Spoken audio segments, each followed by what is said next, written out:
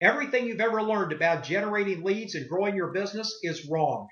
Everything you've ever heard, everything you've ever tried, and everything you've ever done, it's all wrong.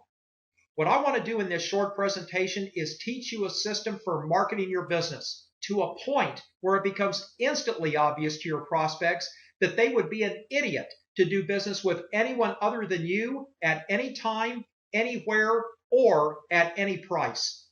For example, let's say you're a chiropractor and you've just spent more than $10,000 on radio advertising.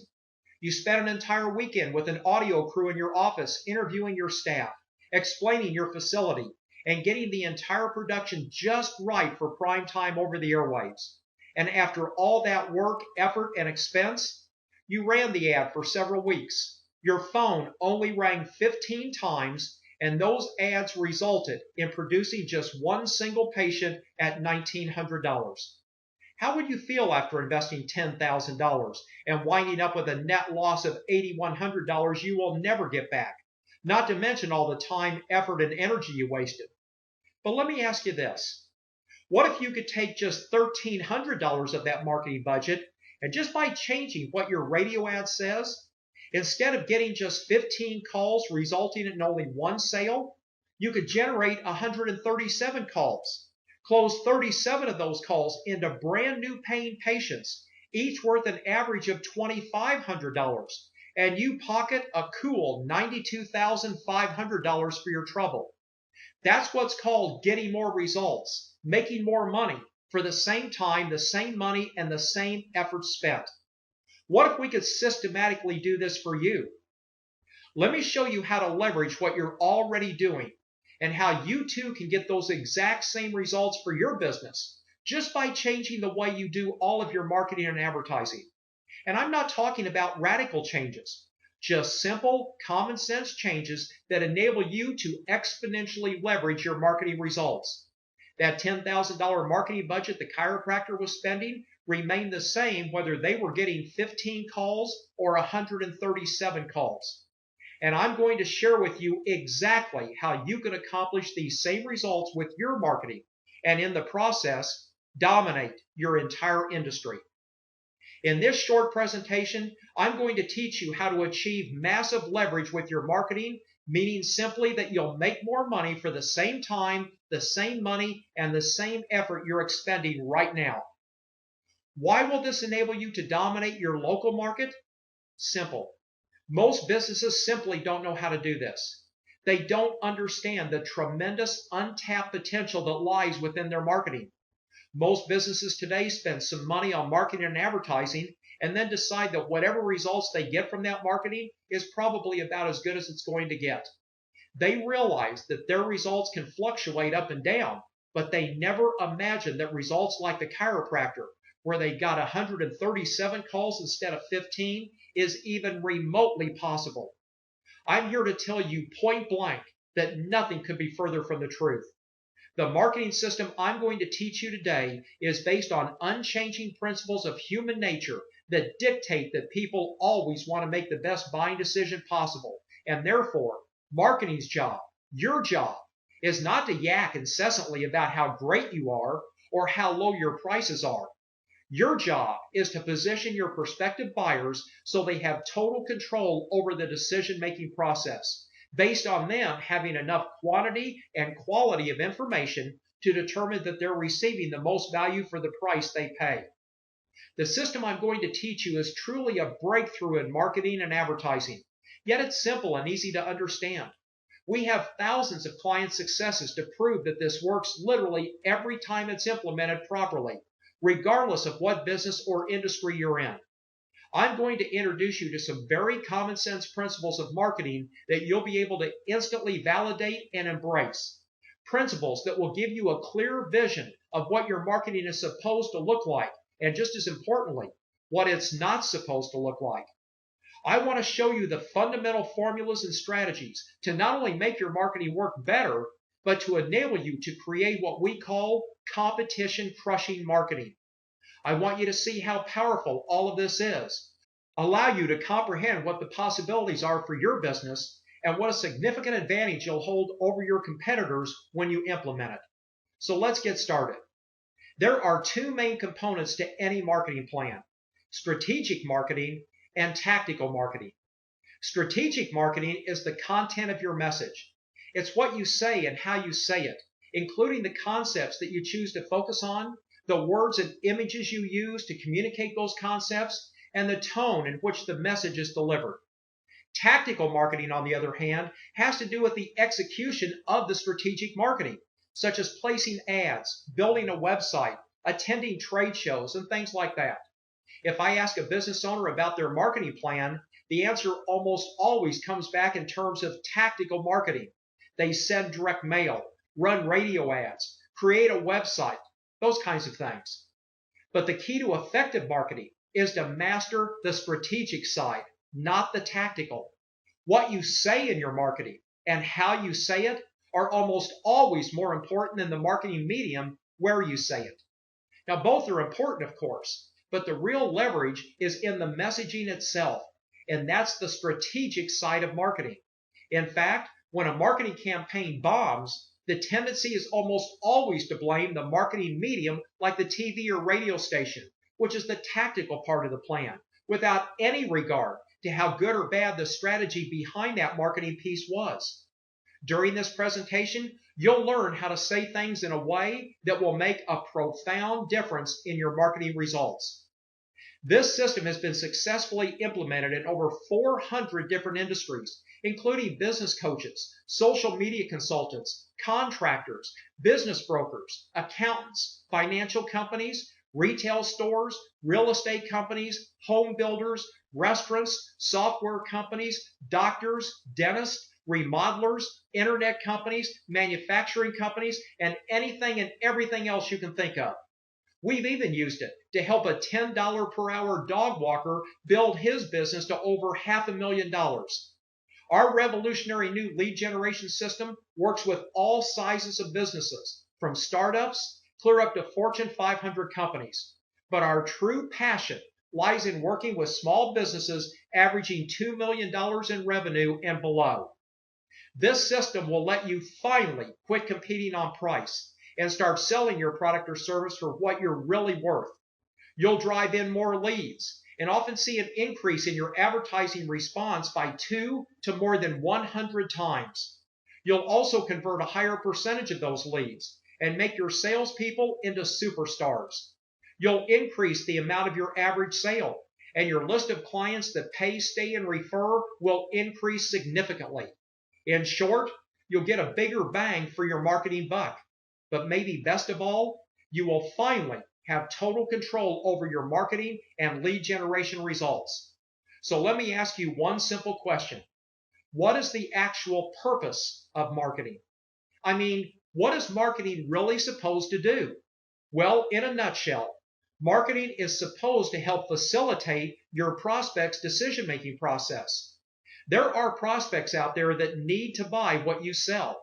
Sometimes they need to be educated to the fact that they need to buy what you sell in the first place.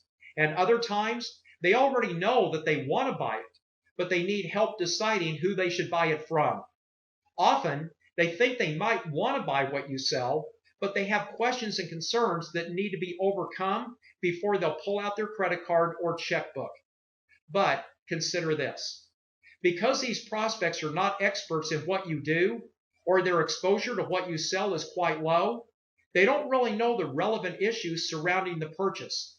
They don't know how to make the best decision. They can't tell the difference between the best deal and a major mistake, which leaves an opportunity for you to provide them with this information and then guide them through the buying process. Consider this example. Throughout your life, how many sunrooms have you ever bought?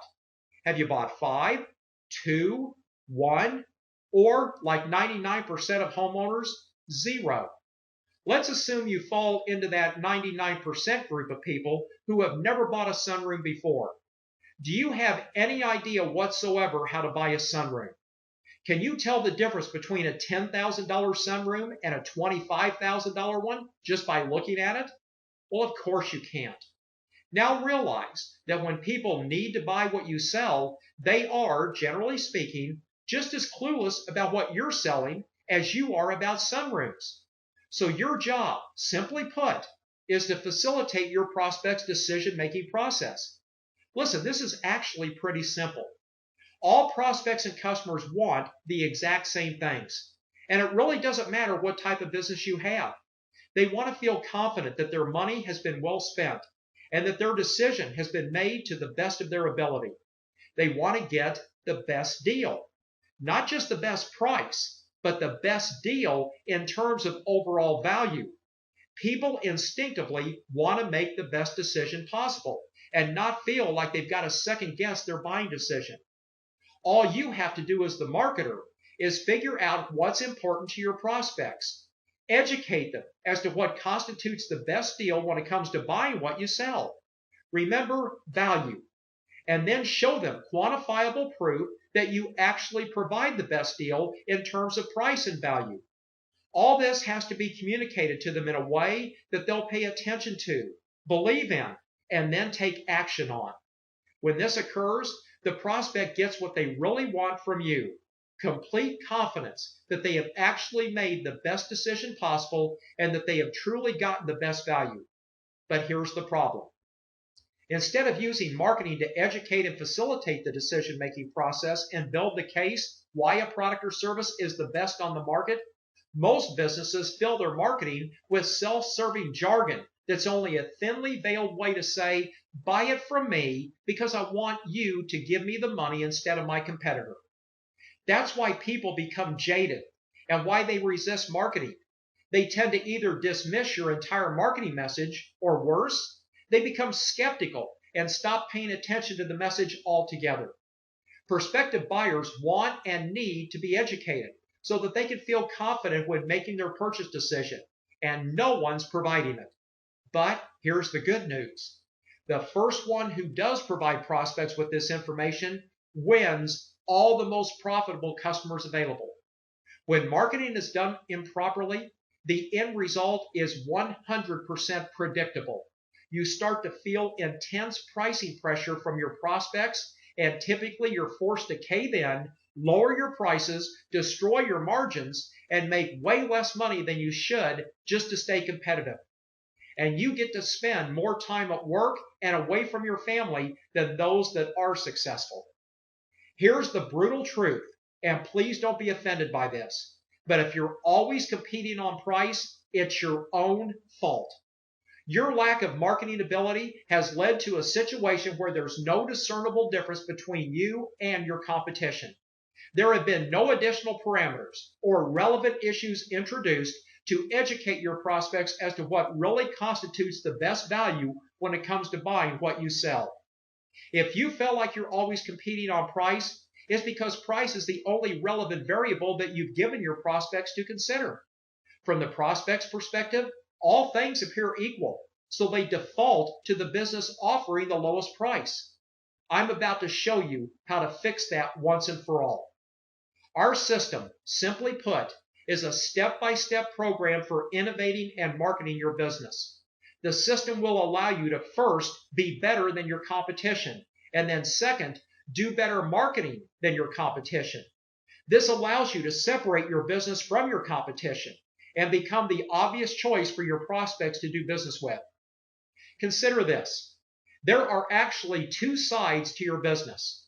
First, there's what I call the inside reality, and second, what I call the outside perception. The inside reality encompasses everything you do and everything that makes your business great.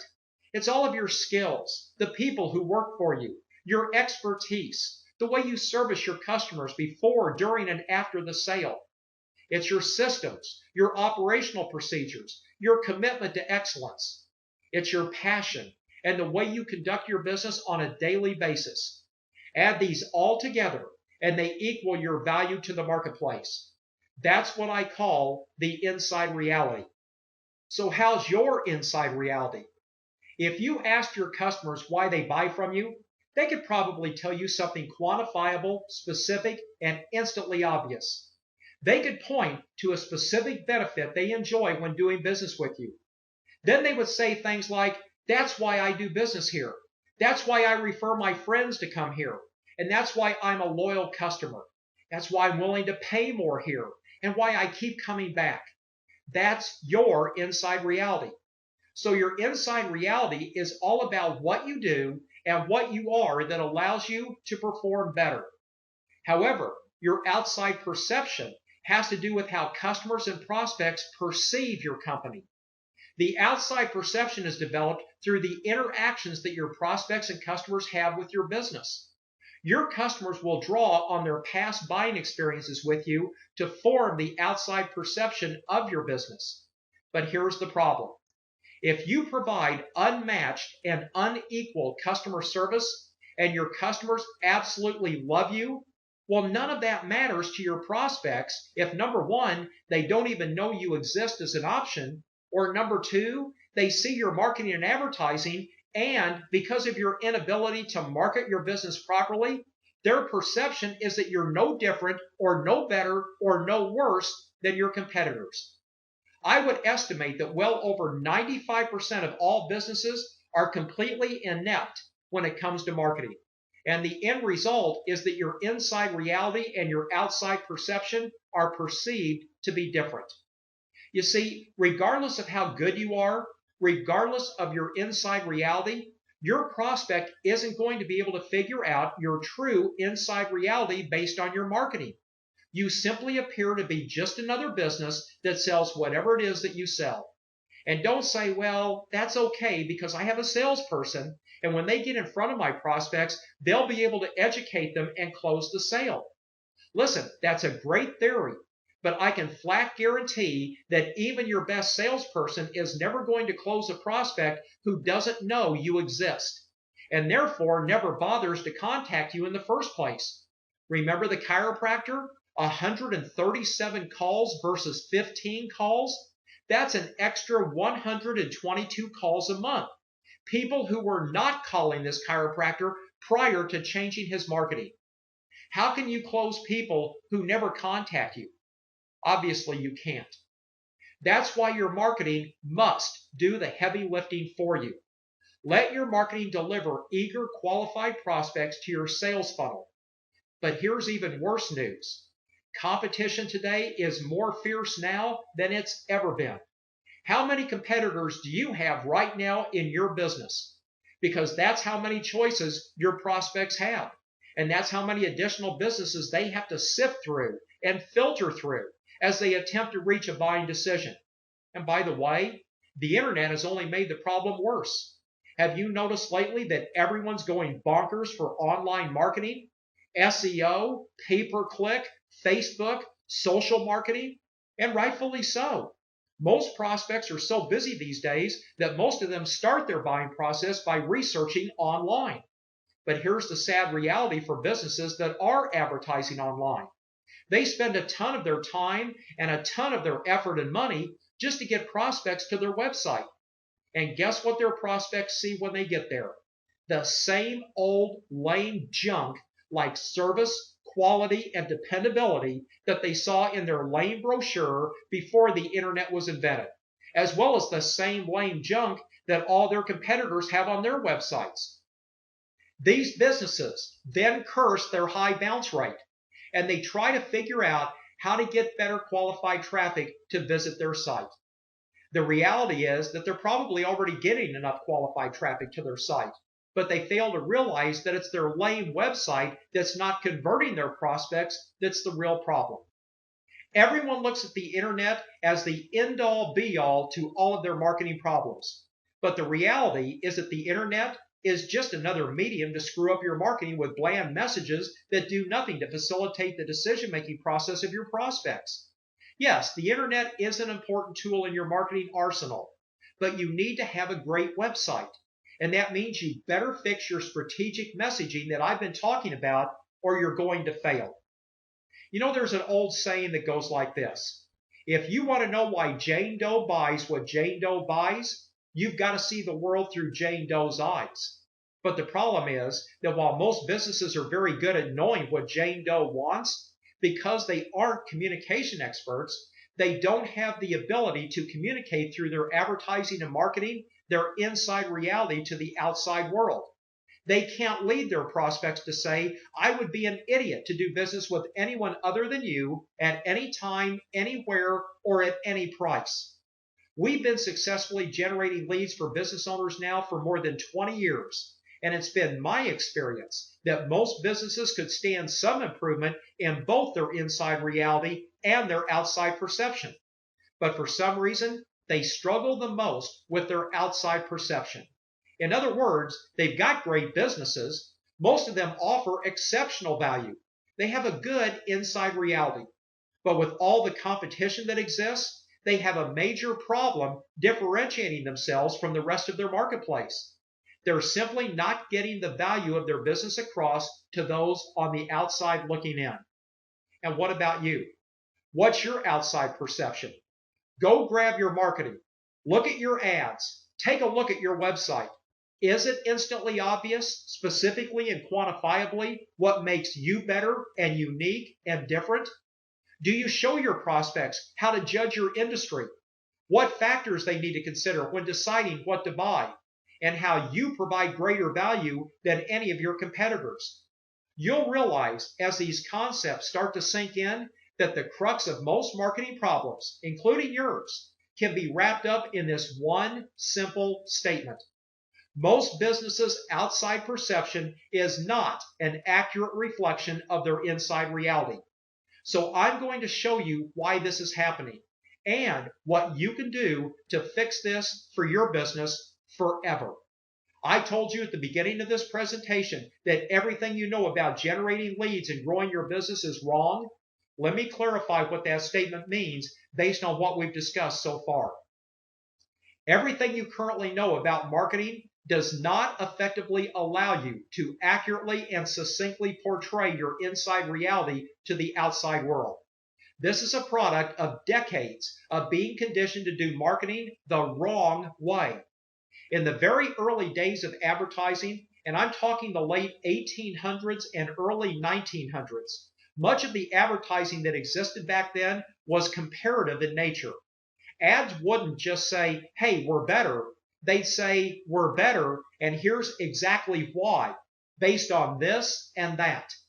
On average, they did a pretty good job of building a case and helping prospective buyers understand the important issues in regards to their particular product or service. The result was that the outside perception was generally a pretty good reflection of the company's inside reality. Then, the most significant event in the history of marketing and advertising occurred in 1945. Television was commercially introduced for the first time. Up until then, total national distribution of an advertising message was extremely limited to radio, print advertising in a few magazines, and maybe the Sears catalog. But with the introduction of TV, large advertisers could buy a TV commercial and reach just about every living person in the country for $4,000 a minute, usually sold in 1 or 2 minute blocks. What a bargain, even in 1950s money. But back then, there were only 3 channels, so demand quickly outstripped the supply of commercials, and prices shot through the roof. Well, in response to the rising cost, the length of commercials shrank down from 2 minutes to 30 seconds.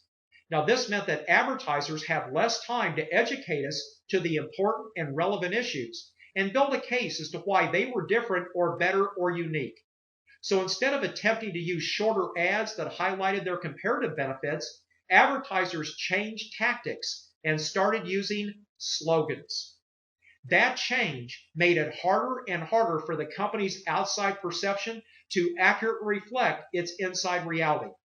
But remember that marketing's first job is simply to get the prospect's attention. Even running just 30-second ads, getting attention was still not a problem for these advertisers. But then what? That's right. After you grab the prospect's attention, you must next facilitate their decision-making process.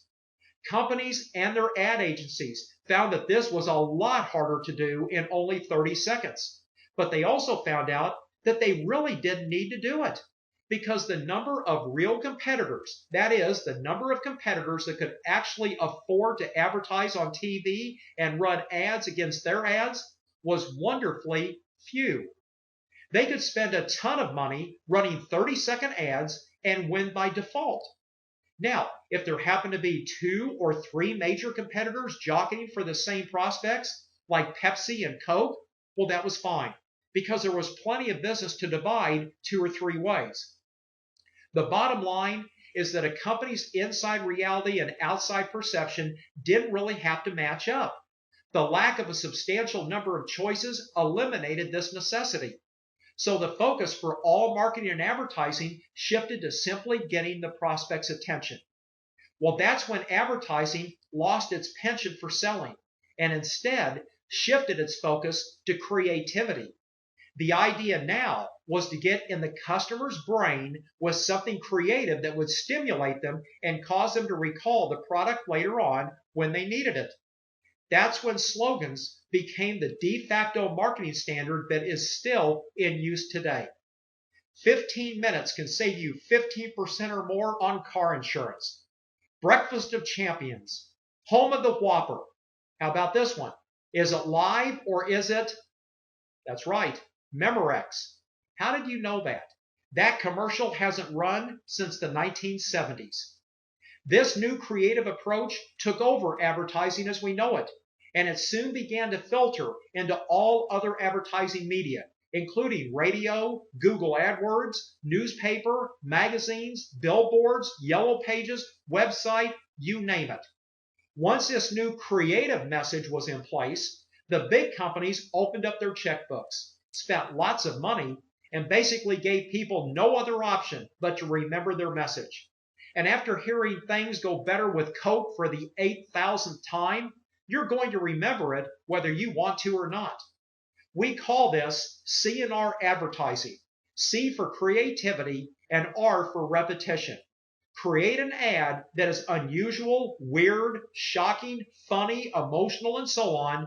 Spend $1 billion running that ad about 1 million times and then haul your dough down to the bank. We call this the era of the brand builders. And in the late 1950s, 60s, and even into the 70s, it was a no-brainer formula for market dominance for the companies with the financial wherewithal to pull this off. And that's when it happened.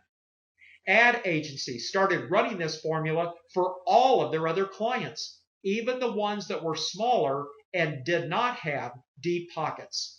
Business schools started teaching marketing and advertising based on these methods that were being successfully implemented by the largest companies in the world and churning out graduates who only knew one way to do marketing. Brand builder marketing and advertising became the de facto standard for how you do it. And after a few years, no one even questioned the formula. Which brings us to the crux of the problem. All of us alive today, with no exceptions, grew up in an era where almost all of the advertising you've ever seen or heard is a product of the era of the brand builders. Over time, we've all become conditioned as to what constitutes a good advertisement. We learned the fundamental pattern for what to put into a commercial. We learned about slogans and jingles and being funny. We learned that in marketing and advertising, the outside perception no longer has to reflect the inside reality. Let me repeat what I said at the very beginning of this presentation. Everything you've ever learned about generating leads and growing your business is wrong. And now you know why. And as a result of this new breed of advertising, jargon has now started to dominate all marketing and advertising.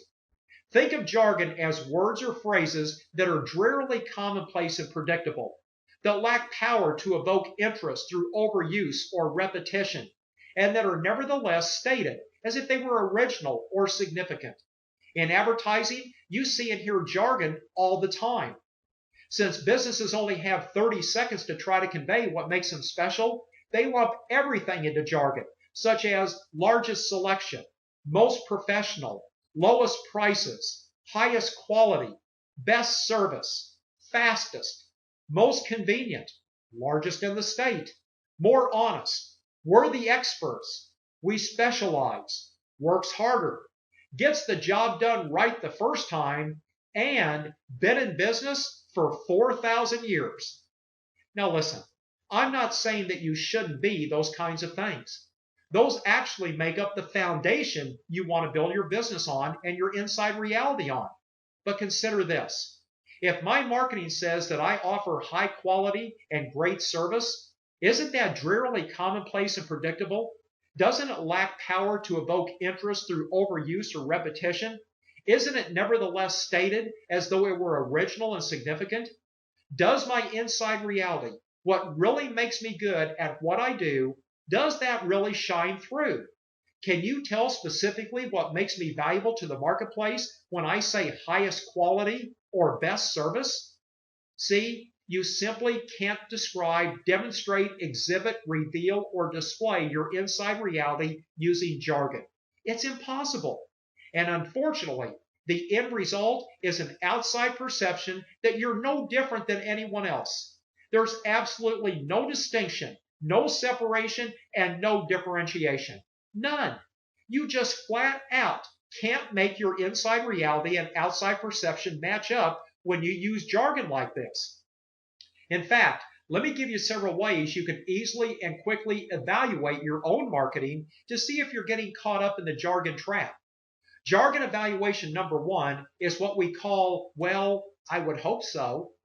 When you make a claim, don't think about it in terms of the words coming out of your mouth. Think about it in terms of the words entering your prospect's ears. This will enable you to realize just how absurd most jargon sounds. Look at the messaging in your marketing and then ask yourself if the prospect's immediate response might be, well, I would hope so. Let me give you an example. I recently saw a TV ad for a remodeling company.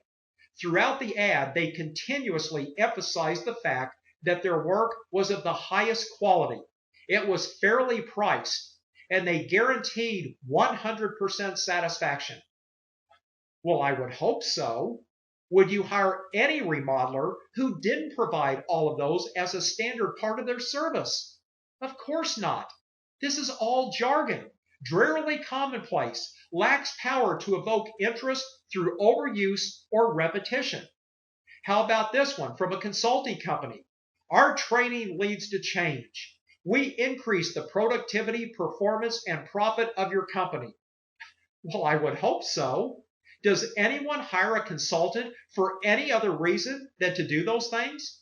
Most ads today are nothing more than a jargon fest. Does this jargon tell you anything about these companies' inside reality? What else would you expect them to say?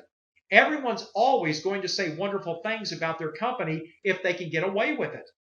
The problem is that if your company has an exceptional inside reality and you're using the same jargon as everyone else, then the outside perception is that you're all the same.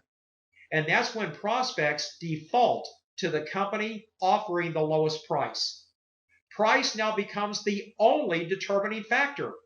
When you use this simple evaluation, just ask yourself openly and honestly why anyone would choose you over your competition. Then evaluate your answer against the, well, I would hope so evaluation. And finally, check out all of your advertising and marketing materials, including your website.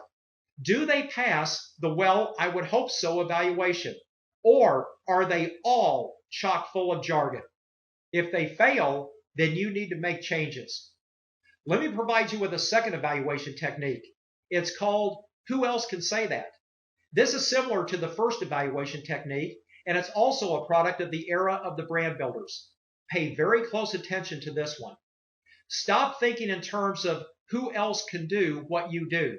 Instead, think in terms of who else can say what you say. Because the answer, unfortunately, is usually anybody and everybody can say what you say. I know of a kitchen remodeler that ran by far the most impressive remodeling company in his community. Every member of his crew had at least 15 years of remodeling experience. They were all certified subcontractors. They had won multiple industry awards. They were the only kitchen remodeling company that provided not only a full satisfaction guarantee, but also a 10-year material and labor warranty on everything they did. They left the job site every night cleaner than when they first arrived. They also guaranteed they could remodel any kitchen in no more than 5 days, half the time of their competitors. This, of course, meant far less disruption and inconvenience to the homeowner.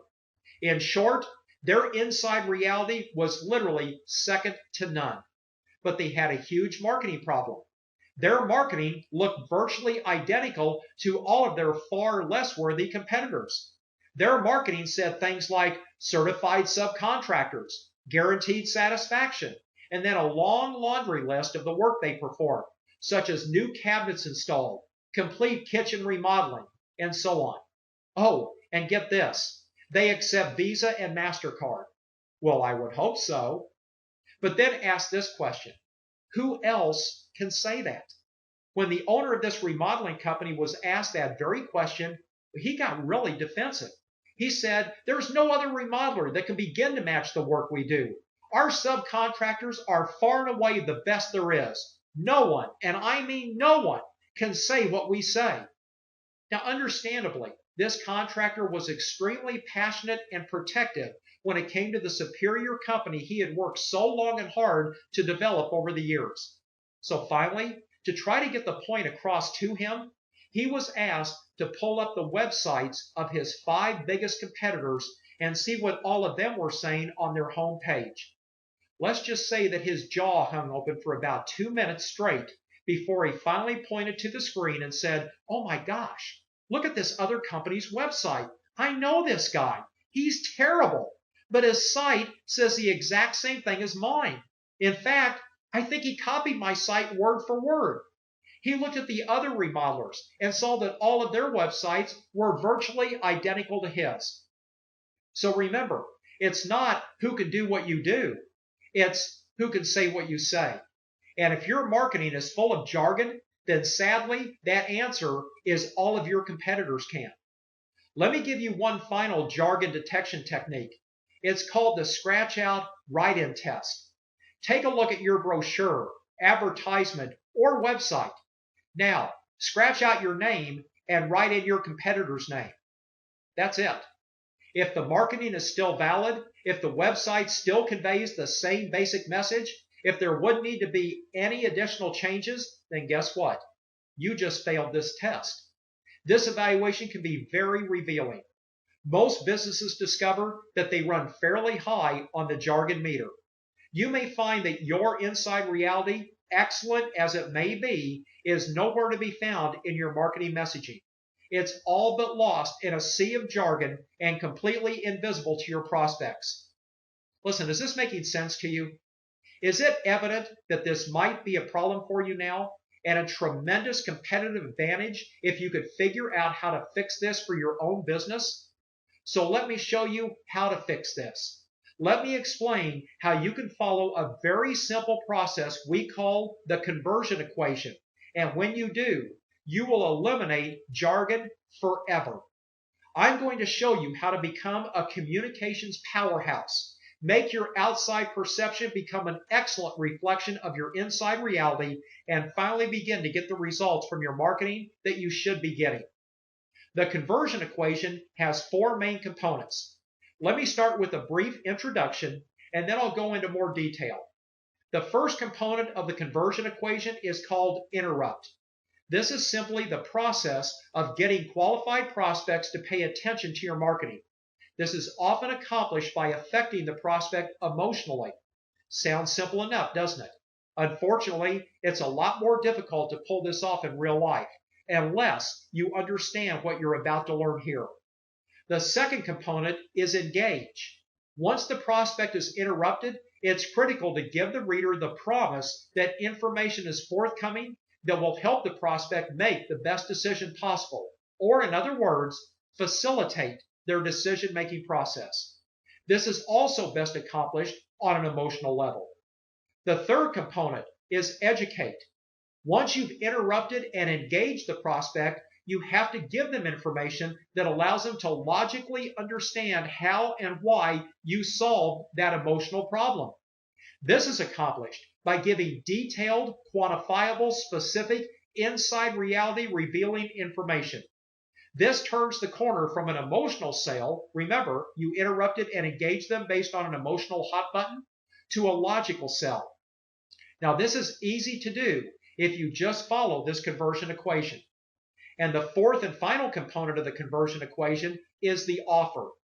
Now the prospect has been interrupted based on problems that are important to them emotionally, engaged by the promise of a solution to that emotional problem, and they've examined the educational information that makes your solution to that emotional problem real and believable. So the last step is for you to give that prospect a low, or better yet, no risk way for them to take the next step in the sales process. Now, this can be accomplished by offering a free marketing tool, such as a report, brochure, seminar, audio, video, or something similar that educates them even more, so the prospect feels in complete control of the decision-making process. This conversion equation follows the formula for what marketing is supposed to do in the first place. In fact, at this point, we can simply say that marketing's job is to interrupt, engage, educate, and offer. Now, remember earlier, we discussed that if you want to know why Jane Doe buys what Jane Doe buys, you've got to see the world through Jane Doe's eyes, right? Well, I would submit to you that if you want to know what Jane Doe sees, you better first understand how Jane Doe's brain works, how it processes information and makes decisions. To understand this process, there are three major concepts that I need to teach you.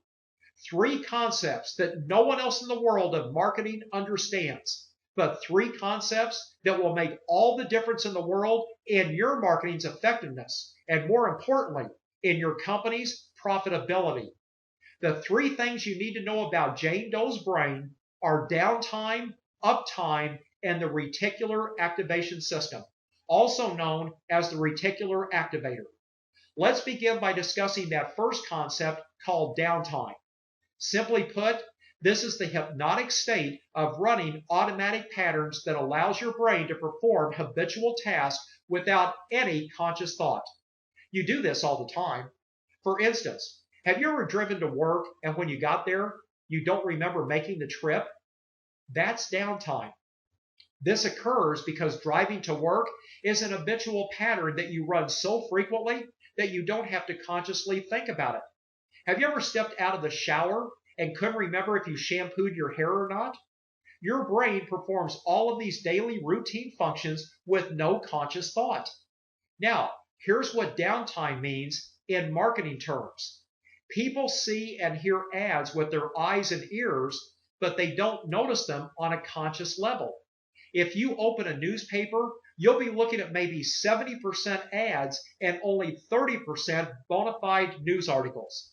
But because the ads are only seen on a downtime level, 9.9 times out of 10, you won't consciously notice them at all.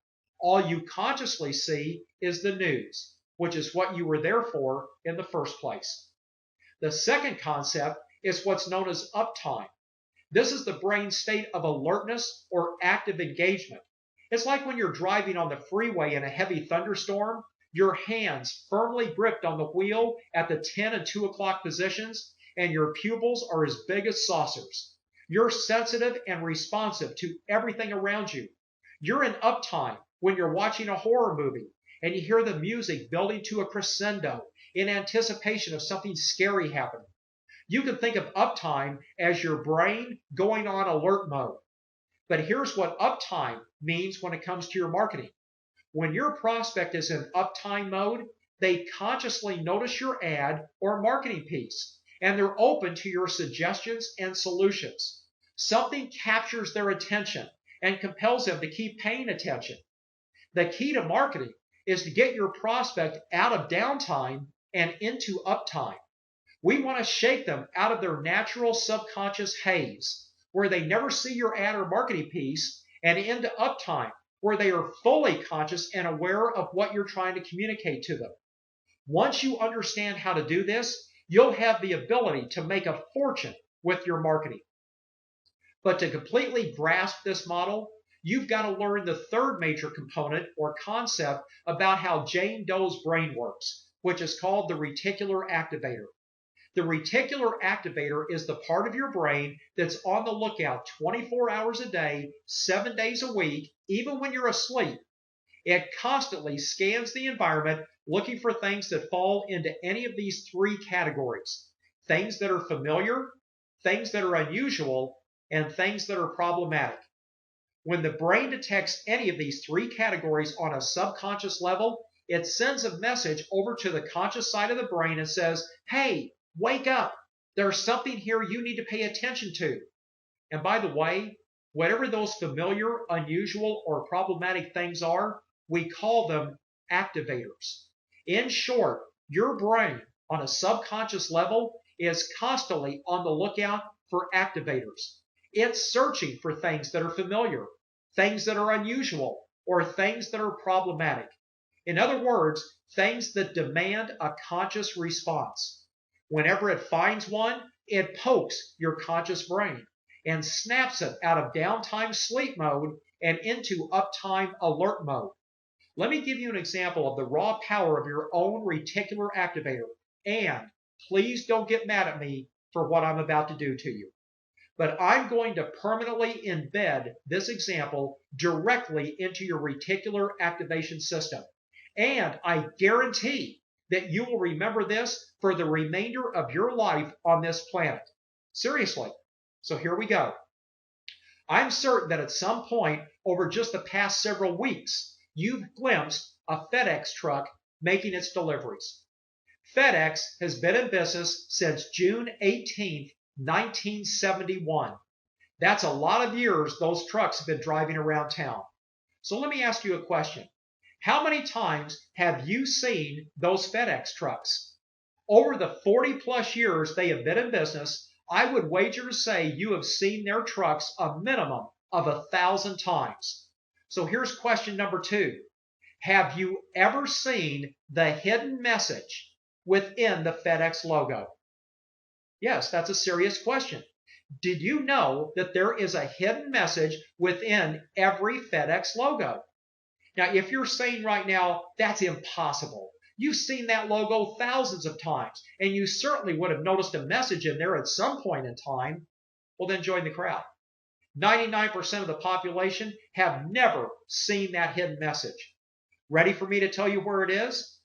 Next time you see a FedEx logo, look between the E and X in FedEx.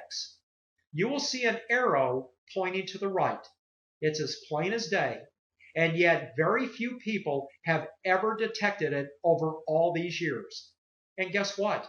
That logo was specifically designed that way from the start. It isn't just something that happened by coincidence when the designer created it. Almost no one sees it. But guess what? You will now see it every single time you look at that logo. Why? Because now that I have drawn your attention to it, coupled with the fact you had no idea it was there before, the next time you see that arrow, your brain will perceive it to be unusual, and that automatically triggers your reticular activator. Remember, things that are familiar, unusual, or problematic poke your brain and make it pay attention through your reticular activator. But guess what's going to happen next? Now that you know that arrow is there, every time you see that FedEx logo, your brain will immediately seek out that arrow. And as you observe it over and over, the arrow will move from being unusual to being familiar. And in both of those cases, guess what else happens? You will only notice the arrow for a second or two because your brain activates when it sees it, moving you from downtime into uptime. But since the arrow isn't really relevant or important to you, your brain quickly reverts to downtime. So what does all this have to do with marketing then? Well, the short answer is everything. Understanding what wakes people up so they pay attention is what's going to get our marketing message past the interrupt stage and onto the engage stage. And when we engage your prospect, we've just increased our chances of selling to the people you're trying to engage by 1,000%. This is going to solve the problem that every other marketer has not been able to figure out, which is not just getting them interrupted, but also getting them engaged. Not just finding any old activator, but finding the right activator. Any idiot can simply interrupt people. In fact, that's actually very easy to do.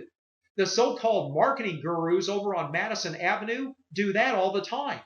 Those guys and gals prefer to use activators that are based on things that are familiar and unusual because they're the easiest to pull off. Have you ever noticed how many different kinds of animals you see in advertising? That's because animals are familiar and likable. And the idea is that those animals will interrupt you by poking your conscious brain when they're detected by your reticular activator. Aflac has the duck, Geico has the gecko, and Coke has its polar bears. You constantly see dancing elephants, talking dogs, and finicky cats. All of these animals have good interim value based on their familiarity. And that's also the major reason that big advertisers use celebrities, familiarity. And what about activators based on unusual things? Well, that's what creativity is all about. Creativity's main purpose in advertising is to dream up something so weird, so strange, and so shocking, so unusual, that it'll snap you out of downtime and into uptime, otherwise known as interrupt. But here's the key.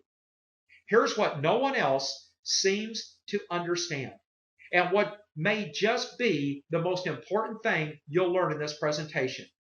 Once the brain is activated, once it's broken out of downtime and into uptime alert mode, it wants to be engaged. So it immediately and subconsciously searches for additional clarifying information. The brain wants to know, hey, what's this all about? How does this affect me? Do I need to do anything about this? Literally, on a subconscious level, the brain goes on a fact-finding mission. The bottom line is the brain wants to know, how is this important and relevant to me? Should I allocate any conscious bandwidth to this? So it searches for additional facts. And if it finds them, it'll become engaged. And if not, it will quickly revert back into downtime. We call these important, relevant issues hot buttons. If you're a golf fan and your reticular activator detects that Tiger Woods is on the television, it notices that on a conscious level because Tiger Woods is familiar. He's an activator. Then your brain immediately asks, hey, what's Tiger Woods doing driving a Buick? Is there anything here that's relevant or important to me? Or in other words, is this a hot button issue for me at this point in my life? Now, what typically happens is your brain determines that Buick is not important or relevant to you. It doesn't do anything to solve any of your problems, and therefore, it's not a hot button. And so your brain immediately reverts back into downtime. Now, let me be crystal clear here. An activator is something that snaps a person from downtime to uptime, and it's based on something that's familiar, unusual, or problematic. But an activator can also be classified as a hot button if, and only if, it's based on something that's important and relevant to your prospect. Your best bet to successfully interrupt and engage your target market is to identify problems, frustrations, uncertainties, and annoyances your prospects have, and then address them in your marketing. Their pain, in most cases, is their hot button. And please don't think this is some form of manipulation. All we're doing here is tapping into the problems that your prospects already have. We're not trying to manufacture a crisis for them. We're merely poking their problems and pointing out those problems so that their reticular activator notices and brings us onto their active radar screen. Now, here's the key point in all of this, and one that none of the big ad agencies understand, but one that you need to know in order to make this all work for you. The activators that are used to interrupt the prospect must be based on a relevant hot button. If not, the prospect will momentarily be interrupted, but will quickly revert from uptime back into downtime. In fact, this is what we call false uptime. Have you ever heard someone call out your name in a crowded room? That immediately interrupts you because your name is familiar. But when you turn around to see who it was that was calling you, you realize, oops, they were actually calling out to someone else with my name. Your name is an activator. But because in that situation your name wasn't important or relevant to you, it didn't engage you. You quickly reverted right back to downtime. That's what we call false uptime. Remember what I just said about the FedEx logo? Now that you know the arrow is there, every time you see it, your brain will immediately seek it out because it's unusual. But the more often you see it, the arrow shifts from being unusual to being familiar. Then you will only notice it for a second or two. And then your brain quickly reverts back into downtime because the arrow isn't relevant or important to you. This happens in marketing and advertising all the time. Most marketing interrupts, but it doesn't engage. Just like Tiger Woods and Buick. He's famous and you like golf, so it captures your attention, it interrupts you. But when you find out that it's not based on anything that's important to you, when there's nothing relevant, nothing that solves some problem that you have, will you quickly revert to downtime? This is one of the things that almost no one understands. And one of the main reasons everything you've ever learned about marketing is wrong. You've been conditioned to believe that as long as you've interrupted the prospect, that's it. That's good enough. The job is done. But you have to realize that if you only interrupt the prospect, that's only 1/4 of the conversion equation. You've got to include all 4 components: interrupt, engage, educate, and offer to get the maximum results from your marketing and advertising. Now, when it comes to actually writing the marketing, we typically like to portray the hot buttons in the form of headlines. The headline is the first opportunity you have to interrupt Jane Doe. You've got maybe 1 to 3 seconds max to interrupt the prospect. So you better make sure that the headline has activators in it, and that those activators are based on things that are important and relevant to that prospect. Remember, hot buttons, words and phrases that describe problems or frustrations that the prospect is feeling so that their reticular activator latches onto them and snaps them into uptime. In print advertising, magazines, newspapers, yellow pages, and so forth, the form of the headline is obvious. In radio, the headline is the first sentence they hear. On Google AdWords, it's the first bit of text they read. On television, it's the first thing they see and hear. In brochures, business cards, other marketing collateral, and your company website, it's the first thing they see. Let me give you 2 quick examples. First, for a daycare, and second, for a child psychologist who works with kids with behavioral problems. When I ask most daycare providers why parents should choose them instead of the 17 other local daycares, they almost always give me the same boring answers.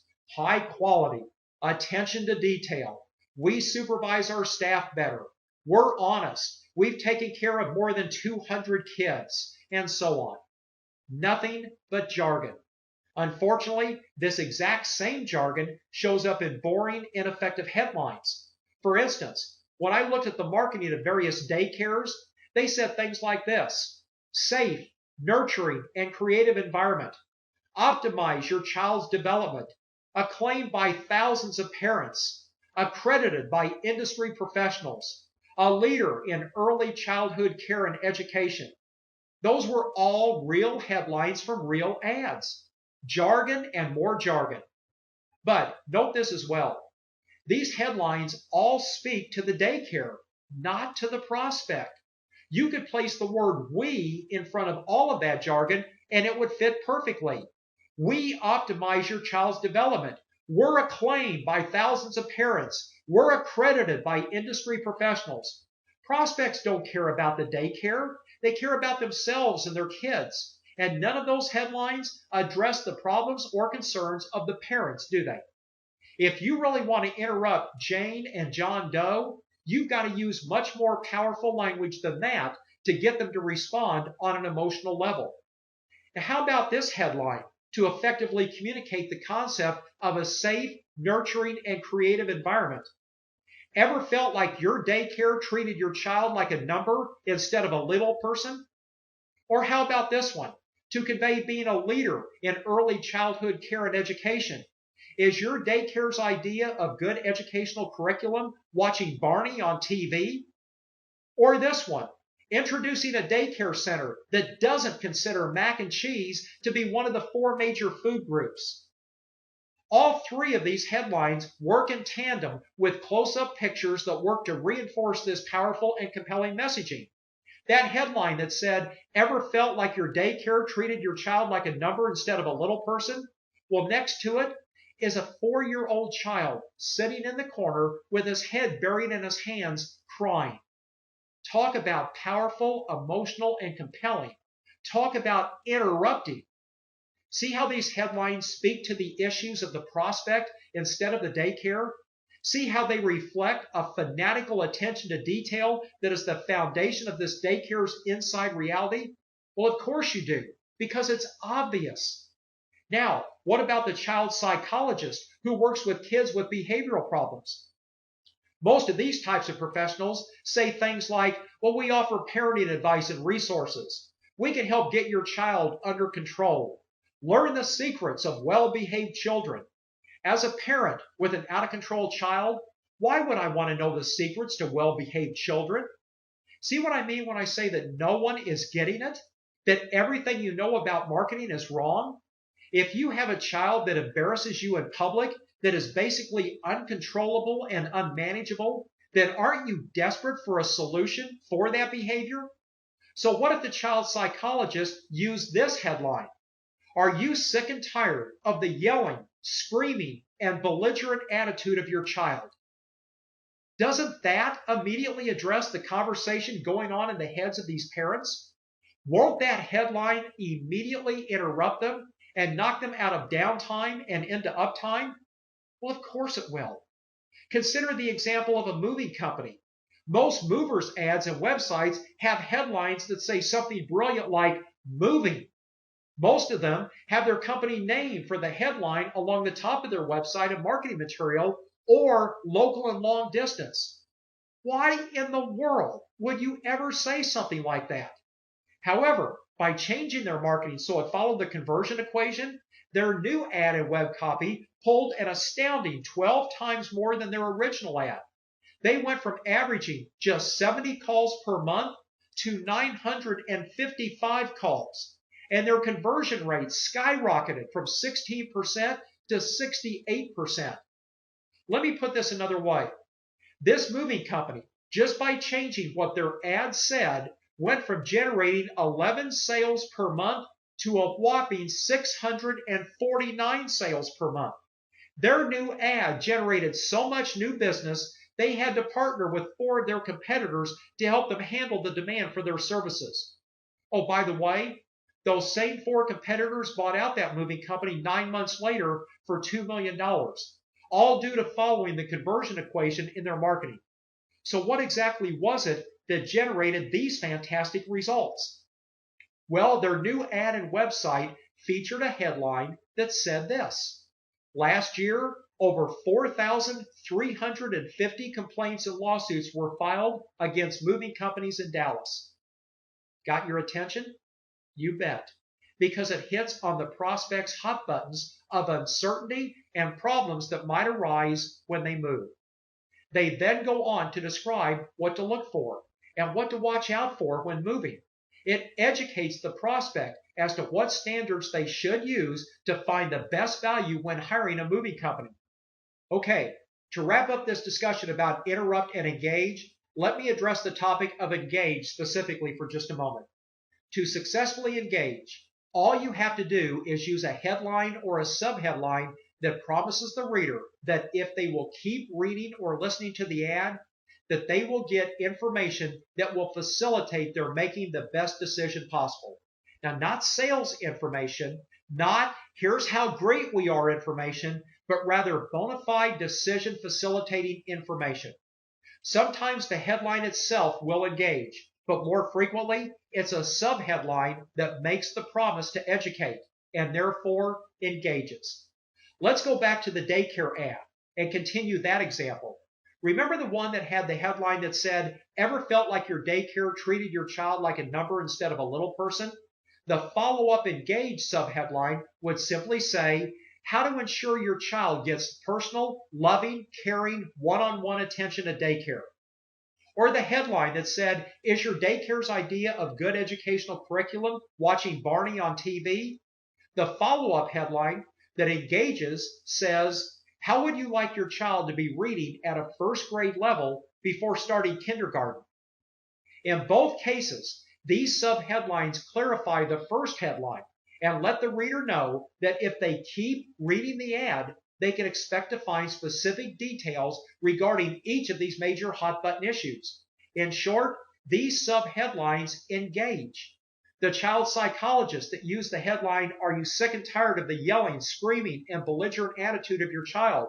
His subheadline said this: well, now you can discover the secrets to controlling your child and instantly restore peace and quiet in your home. Show me just one parent experiencing this sort of behavior from their own child who would not immediately respond to this ad. The moving company. Remember, they had the headline, last year, over 4,350 complaints and lawsuits were filed against moving companies in Dallas. It had a subheadline that read as follows: ask these 15 questions to make sure that your moving company's policies, procedures, and standards will protect you from an unpleasant moving experience. So what do you think you might find if you decide to keep reading the rest of this ad or website? That's right. 15 things to be aware of and to look for when choosing a mover. The subheadline engages the reader to continue reading to find out the decision facilitating information. And that brings us to the third and fourth components of the conversion equation: educate and offer. I mentioned earlier in this presentation that every marketing piece should contain a risk-lowering offer to encourage the prospect to take the next step.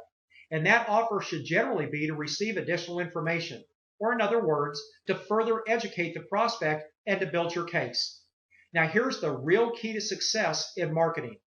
The right offer allows you to capture a large percentage of all future buyers in addition to those looking to buy right now.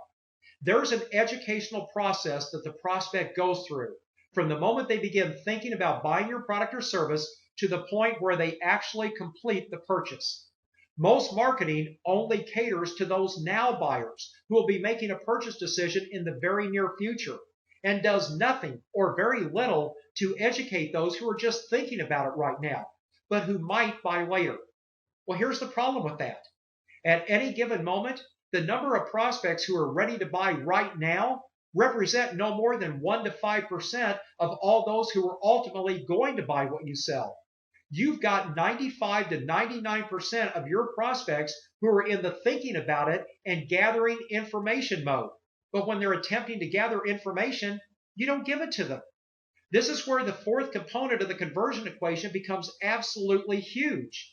Your offer gives you the opportunity to provide additional educational information to the gathering information mode prospects, and in the process, capture valuable information about who these people are so that you can proactively market to them on an ongoing basis. This allows you to take total control of your target market. The daycare that we've been talking about makes a perfect example of this. How many of the parents that see that ad for daycare, remember the one that says, ever felt like your daycare treated your child like a number instead of a little person? Or the one that said, is your daycare's idea of good educational curriculum watching Barney on TV? Remember those? How many of those readers do you think are ready and waiting to relocate their kid from their current daycare to this daycare, and were relieved to see this ad so they could finally make the switch? My guess, maybe 1% maximum are now buyers. But because the headline, subheadline, and images are so powerful, because they do such a good job of interrupting and engaging, a lot more parents who are not ready to buy right now this minute are going to see those ads, pay attention, and be interested. These powerful ads could easily compel as many as 10, 15, or even 25% of the parents who read these ads to seriously contemplate changing daycare services. But if the ad's only offer is the typical one that most daycares put in their ads, call for a free consultation, then none of those future buyers are going to call. Well, why would they? If you're not ready to make a change, why on earth would you call now for a free consultation? Well, you wouldn't. Furthermore, the ad itself is relatively limited in size.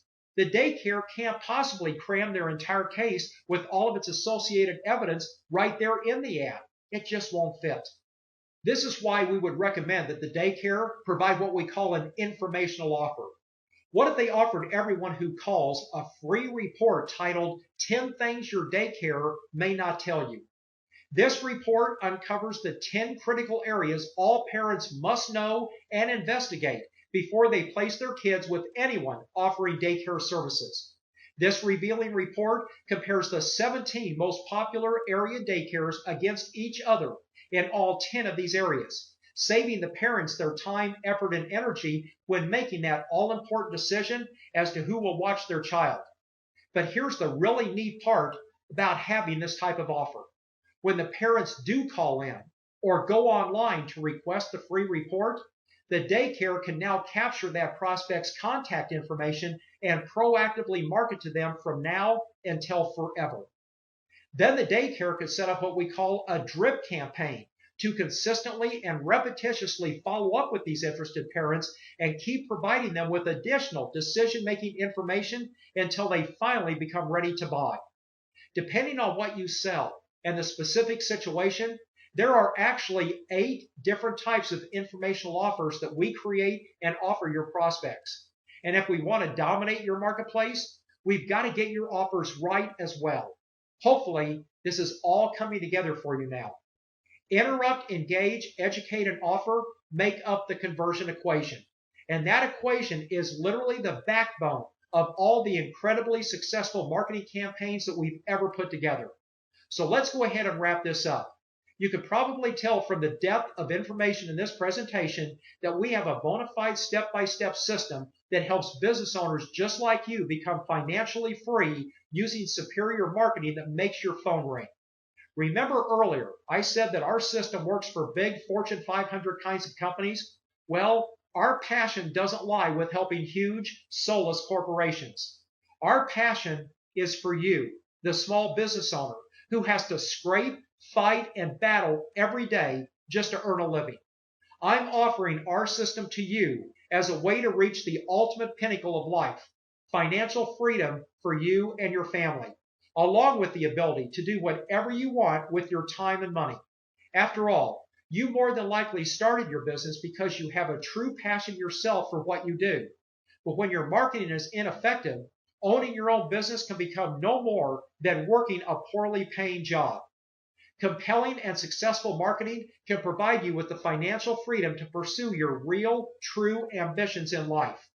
I believe that everybody has a cause that can be more fully pursued and supported when you're financially independent. Let us help you reach that goal. We have the tools, resources, and support to help you accomplish this in record time. All we ask is that you give us a chance to show you how effective our marketing can be for your company. We promise you won't be disappointed. Thanks for investing your time with us during this presentation.